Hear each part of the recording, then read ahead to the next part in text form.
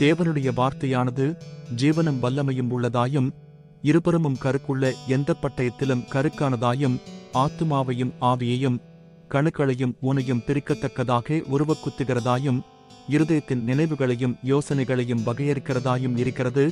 எபிரேயர்க்கு எழுதின நிருபம் 4வது அதிகாரம் 12வது வசனம்.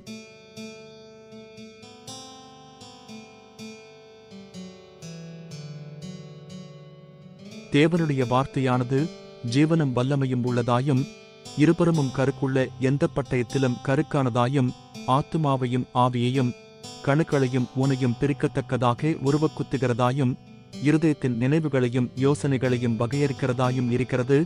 எபிரேயர்க்கு எழுதின நிருபம் 4வது அதிகாரம் 12வது வசனம்.